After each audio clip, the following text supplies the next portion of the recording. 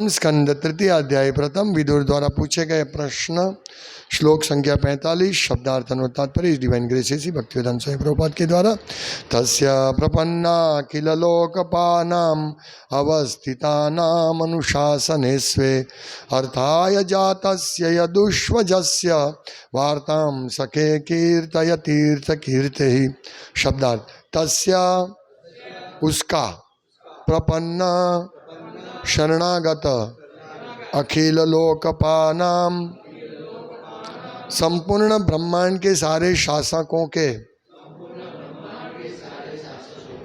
अवस्थितानाम स्थित अनुशासने नियंत्रण में स्वे अपने अर्थाय स्वार्थ हेतु जातस्य उत्पन्न होने वाले का यदुषु यदुकुल में अजस्य अजन्मा की वार्ताम कथाएं सखे हे मित्र कीर्तया कहो तीर्थ कीर्ते ही तीर्थ स्थानों में जिनके यश का कीर्तन होता है उन भगवान का अनुवाद। ये इस अध्याय का अंतिम श्लोक है और पूरा सार इसमें दे रहे। अतएव हे मित्र उन भगवान की महिमा का कीर्तन करो जो तीर्थ स्थानों में महिमा मंडित किए जाने के निमित्त हैं। वे अजन्म हैं, फिर भी ब्रह्मांड के सभी भागों के शरणागत शासकों पर अपनी अहेतुकी कृपा द्वारा वे प्रकट होते हैं। उन्हीं के हितार्थ वे अपने शुद्ध भक्त यदुओं के परिवार में प्रकट हुए। तात्पर्य ब्रह्मांड भर में नाना प्रकार के लोकों में असंख्य शासक है।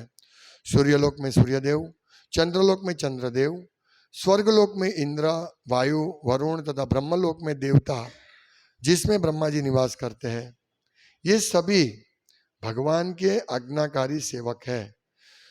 जब भी विभिन्न ब्रह्मांडों के असंख्य लोकों के प्रशासन में कोई विपत्ति आती है तो उनके शासक भगवान से प्रकट होने के लिए प्रार्थना करते हैं और वे प्रकट होते हैं। इसकी पुष्टि भागवत 1:3-28 में निम्नलिखित श्लोक में पहले की हुई है। एते चामस्कलाम पुंसाम कृष्णस्तु भगवान स्वयं इंद्रारि व्याकुलम लोकम मृडयंती युगे युगे। हर युग में जब भी आज्ञाकारी शासकों पर कोई विपत्ति आती है तो भगवान प्रकट होते हैं। वे अपने शुद्ध अनन्य भक्तों के लिए भी प्रकट होते हैं। शरणागत शासक तथा शुद्ध भक्तगण सदैव भगवान के कठोर नियंत्रण में रहते हैं और वे कभी भी भगवान की इच्छाओं का उल्लंघन नहीं करते। इसलिए भगवान सदैव उनका ध्यान रखते हैं। तीर्थाटन का उद्देश्य भगवान का निरंतर स्मरण करना है। इसीलिए भगवान तीर्थ कीर्ति कहलाते हैं। तीर्थ स्थान की यात्रा करने का उद्देश्य भगवान की महिमा के गायन का अवसर प्राप्त करना है। आज भी यद्यपि समय बदल चुका है फिर भी भारत में तीर्थ यात्रा के अनेक स्थल है। उदाहरणार्थ मथुरा तथा वृंदावन में जहाँ हमें ठहरने का अवसर प्राप्त हुआ है, लोग प्रातःकाल 4 बजे से जग कर रात होने तक किसी न किसी रूप में भगवान की महिमा के गायन में लगे रहते हैं। ऐसे तीर्थ स्थानों की शोभा यह है कि मनुष्य को स्वतः भगवान की पवित्र महिमा का स्मरण ही हो जाता है। उनका नाम, यश, गुण, रूप, लीलाएं तथा साज सामग्री भगवान से अभिन्न है। अतएव भगवान की महिमा के कीर्तन से भगवान की साकारता का आवाहन होता है। किसी भी समय या कहीं भी शुद्ध भक्तगण मिलकर भगवान की महिमा का कीर्तन करते हैं तो निसंदेह भगवान आकर उपस्थित होते हैं। भगवान ने स्वयं कहा है कि जहाँ उनके शुद्ध भक्त उनकी महिमाओं का गायन करते हैं वहाँ वे सदैव निवास करते हैं। इस प्रकार श्रीमद् भागवत के तृतीय स्कंद के अंतर्गत विदुर द्वारा पूछे गए प्रश्न नामक प्रथम अध्याय के भक्ति वेदांत तात्पर्य पूर्ण हुए। ओम ज्ञानतिमिरान्धस्य ज्ञानंजनशलाकयानंद श्री अद्वैत गदाधर शिवासदि गौर भक्तवृंद। हरे कृष्णा कृष्णा कृष्णा हरे हरे, हरे राम राम राम हरे हरे। हरे कृष्णा। इस अध्याय का अंतिम श्लोक बहुत सुंदर शिक्षाएं इसमें हमको मिलती है। हमें क्या करना है और भगवान क्या करते हैं ये इसमें बताया है। हमें क्या करना है, अजस्य वार्ताम सखे कीर्तय तीर्थ कीर्ते ही।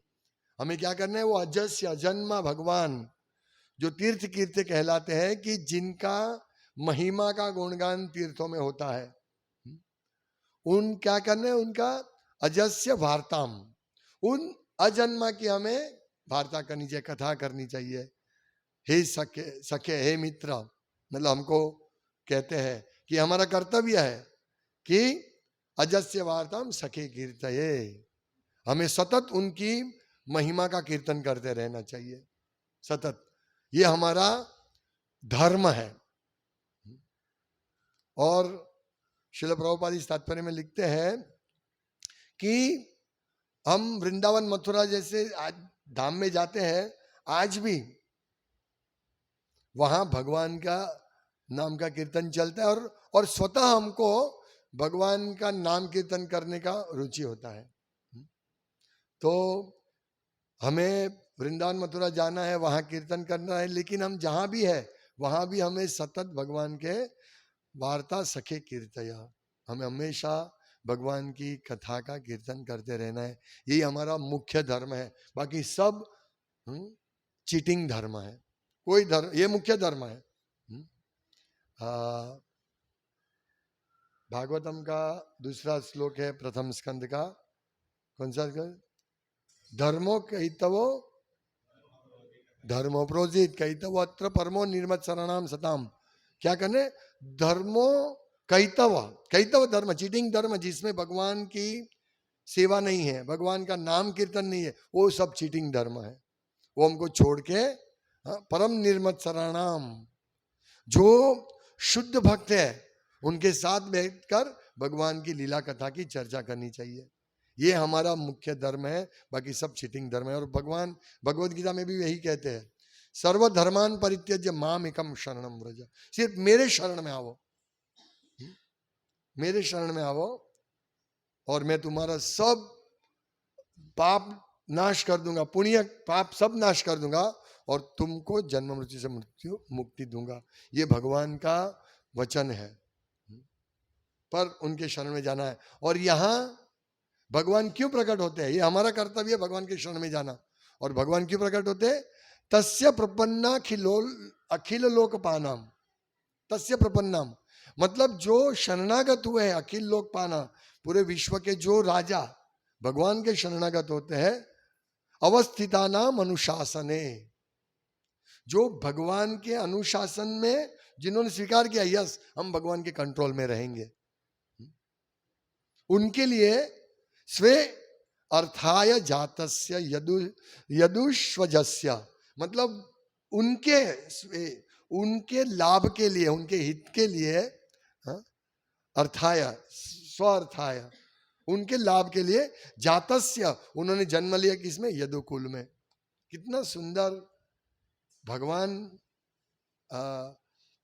लीला करते हैं, किसके लिए, जो उनके नियंत्रण में है। तो प्रभुपाद लिखते हैं कि ये विश्व के शासक, बहुत सारे शासक है, जैसे प्रभुपाद लिखते हैं स्वर्ग में इंद्र चंद्र वरुण इत्यादि, और ब्रह्मलोक में ब्रह्मा जी, बहुत सारे देवता रहते हैं, वो ब्रह्मा जी, और फिर सूर्यलोक में सूर्यदेव, चंद्रलोक में चंद्रदेव, ये सब शासक है।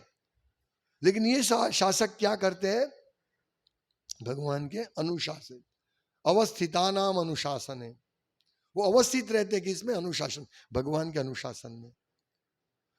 और ये जो शासक है वो भगवान के अनुशासन में स्थित रहते हैं, वैसे ही हम लोगों को भगवान के अनुशासन में स्थित रहना है। यानी हम सबको भगवान के जो नियम प्रस्थापित है, भक्ति के जो नियम है, उसमें हमें उस शासन में रहना है। यानी 4 नियमों का पालन करना है, हमें भगवान का गुणगान करना है, भागवतम क्लास अटेंड करना है, 16 माला करनी है, मंगल आरती अटेंड करनी है, सिर्फ प्रसाद ग्रहण करना, ये अनुशासन कहते हैं इसको। प्रभुपाद कहते हैं कि उनके जब भी विभिन्न ब्रह्मांड के असंख्य लोगों के प्रशासन में कोई विपत्ति आती है तो उनके शासक भगवान से प्रकट होने के लिए प्रार्थना करते हैं। तो ये प्रार्थना है, ये सब प्रार्थना करते हैं और तब भगवान प्रकट होते हैं। जिसमें प्रभुपाद लिखते हैं, एते चांस कला पुंसा कृष्णस्तु भगवान स्वयं। जब सभी अवतारों का वर्णन करते कहते एते चांस कला पुंसा, ये सब या तो भगवान के अंश है या कला है, पर भगवान कौन है? मूल कृष्णस्तु भगवान स्वयं। ये स्वयं भगवान तो कृष्ण ही है। और वो क्या करते? इंद्रारी व्याकुलम लोके लोकम मृडयंती युगे युगे। और इंद्र आदि ये जो देवता है उनके भक्त है, उनको जब विपत्ति आती है तो वो प्रत्येक युग में प्रकट होते हैं। और इस युग में भगवान के 3 अवतार प्रकट हुए हैं। एक तो भगवान चैतन्य महाप्रभु, दूसरे कल के अवतार, और तीसरे अवतार कौन से भगवान के? नाम रूपे कृष्ण करे, कली काले नाम रूपे कृष्ण अवतार। इस कलयुग में कृष्ण नाम रूप में अवतरित हुए। हरे कृष्णा कृष्णा कृष्णा हरे हरे, हरे राम राम राम हरे हरे। हाँ, जब इंद्र पे इतनी आपत्ति आती है, ये सब देवता लोग जब हिरण्यकश्यप प्रकट हुए, हाँ, तो सब देवता डर रहे थे, वो छिप जाते थे। उन्होंने अपना घर खाली, स्वर्गलोक खाली कर दिया था। हिरण्यकश्यप ने पूरा साम्राज्य फैला दिया था और बहुत परेशान थे।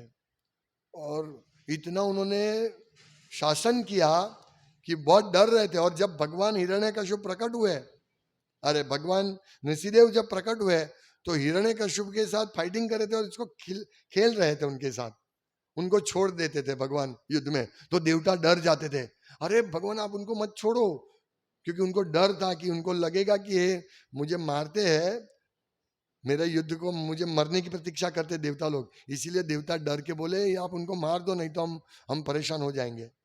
इतने डरते थे, तब भगवान प्रकट हुए। लेकिन हमारे साथ तो भगवान प्रकट है, हमारी जीवा पे डांस करते हैं। जैसे हम कृष्ण बोलते हैं, भगवान डांस करते हैं। किसको सौभाग्य मिलेगा? भगवान तो कितने समय के बाद प्रकट हुए।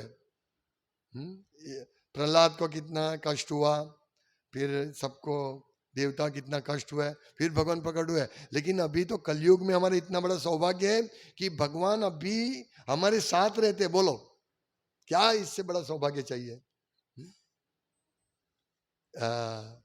नाहम वसामि वैकुंठे, प्रभुपाद इस श्लोक के अंत में लिखते हैं, तात्पर्य के अंत में, नाहम वसामि वैकुंठे योगिनाम हृदेषु वा यत्र गायन्ति मद भक्ता तत्र तिष्ठामि नारद। हे नारद, कृष्ण कहते हैं उनको, मैं वैकुंठ में नहीं रहता हूं,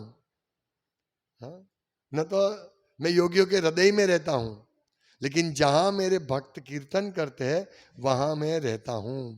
यत्र गायन्ति मद भक्ता तत्र तिष्ठामि नारद। यानी भगवान सतत हमारे साथ रहते हैं जब हम भगवान का नाम लेते हैं। तो देखिए कितनी कितनी अद्भुत बात है, कितनी दिव्य बात है। कहाँ मिलेगा ऐसा कोचिंग? कहाँ मिलेगा ऐसा अद्भुत बातें? कहाँ हमको सुनने की मिलेगी? लोग पैसे लेते हैं कोचिंग के लिए, ये मोटिवेशनल स्पीकर आते हैं। विदुर महात्मा से मोटिवेशनल स्पीकर कौन होगा बड़ा, जो कहते हैं यस्या, जिनकी यस्य वार्ताम सखे कीर्ते तीर्थ कीर्ते, उनकी आप वार्ता करो। ये मोटिवेट हो रहे हैं हम, ये भागवतम से मोटिवेट हो रहे हैं ना हम। यस, हम भगवान का कीर्तन करेंगे। अभी जप करने का हमारा उत्साह होना चाहिए। यस, भगवान हमारे साथ है।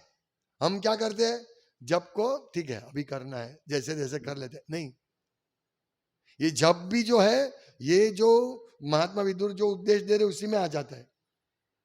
यस्य वार्ताम सखे, हे मित्र उनकी वार्ता करो, उनकी कथा करो। कीर्तया, जिनका कीर्तन तीर्थ कीर्ते ही, सब तीर्थ स्थानों में जिनका कीर्तन होते उनकी आप कथा करो, उनका कीर्तन करो।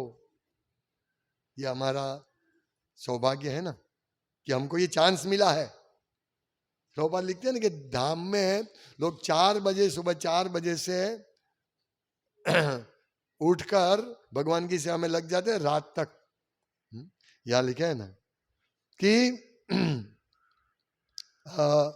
किसी भी समय या कहीं भी शुद्ध भक्तगण मिलकर भगवान की महिमा का कीर्तन करते हैं। और धाम में लोग प्रातः काल 4 बजे से जगकर रात होने तक किसी न किसी रूप में भगवान की महिमा के गायन में लगे रहते हैं। भगवान की महिमा सतत करते रहना चाहिए। और यही हम लोग करते हैं, सुबह 4 बजे उठ के यहाँ आके गुरु की महिमा, भगवान की महिमा पूरा गायन करते। ये श्लोक भगवान की महिमा का गान करने के लिए हमको प्रेरित करते हैं और हम वही करते हैं। हर रोज भागवतम पढ़ते हैं। तो ऐसा मौका अभी हमको नहीं मिलेगा। एक ये जो क्लासेस होते हैं, दूसरा योगा का क्लासेस या जो भी क्लासेस होते हैं, उसमें हमारे पास पैसा लेकर हमको शिक्षण देते हैं, योग करो, ये करो, वो करो। लेकिन यहाँ बिना पैसे, ये ऐसा क्लास है, ये ऐसा ट्यूशन है यहाँ इस्कॉन में, बिना पैसे लिए हम लोगों को करोड़ों रुपये का एक क्षण, करोड़ों रुपये का एक क्षण, करोड़ों रुपये का अमूल्य उपदेश मिलता है प्रति क्षण। हम वो छोड़ देते हैं। नहीं छोड़ना चाहिए हमें। ये आने दो, हमारा समय चला गया, अभी ये समय नहीं आएगा। 17 जून सुबह 6:01 गया, अभी नहीं आएगा। अभी क्या बजा, 6:01 और 4 सेकंड हुआ, वो भी गया। हाँ, इसीलिए कहते हैं कि तुम यस्य वार्ता सके कीर्तया, उनकी आप वार्ता करो। अतएव हे मित्र, उन भगवान की महिमा का कीर्तन करो जो तीर्थ स्थानों में महिमा मंडित किए जाने के निमित्त है। तो हम लोगों को भगवान की महिमा का कीर्तन सतत करते रहना है। हरे कृष्णा कृष्ण कृष्ण हरे हरे, हरे राम राम राम हरे हरे। श्रीमद् भागवतम की जय। शिला प्रभुपाद की जय। वांछाकल्पतरुभ्यश्च कृपा सिन्धुभ्येव च पतितानां